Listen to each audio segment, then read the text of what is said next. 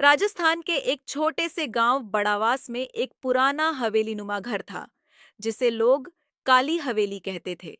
इस हवेली के बारे में कहा जाता था कि वहां रात होते ही अजीब अजीब आवाजें आती हैं, किसी औरत के रोने, हंसने और चीखने की।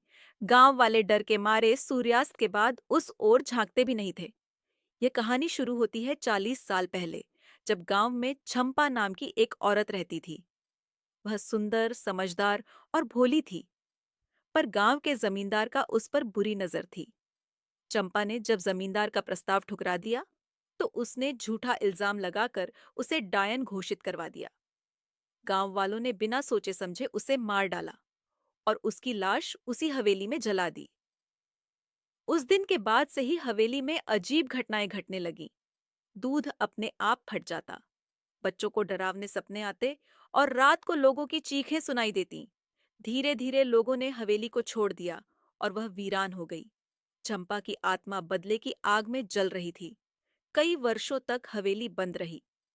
फिर एक दिन शहर से एक युवक राहुल रिसर्च करने आया। वह भूत प्रेतों में विश्वास नहीं करता था। उसने गांव वालों की बातें सुनी और रात में हवेली में रुकने का फैसला किया। रात के 12 बजते ही हवेली की हवा बदल गई। दीवारें खुद ब खुद कांपने लगीं। राहुल ने देखा, एक सफेद साड़ी में औरत हवा में तैरती हुई आई। उसके बाल खुले थे और आंखें खून जैसी लाल। राहुल ने डर के मारे भागना चाहा, पर पैर जवाब दे गए। चंपा की आत्मा बोली, क्यों आया है मेरी शांति भंग करने? जब मेरे अपने ही मुझे समझ नहीं सके, तो तू क्या समझेगा? राहुल ने हिम्मत करके कहा, मैं तुझे मुक्ति दिलाने आया हूं। राहुल ने अगले दिन गांव वालों को इकट्ठा किया और चंपा की सच्चाई सबके सामने रखी।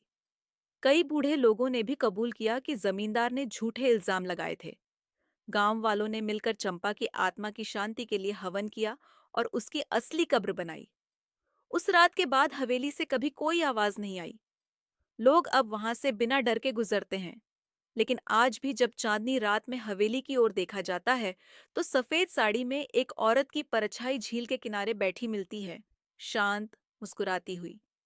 सीख, कभी भी किसी पर बिना सच्चाई जाने इल्जाम नहीं लगाना चाहिए, वरना उसका दर्द आत्मा बनकर रह जाता है।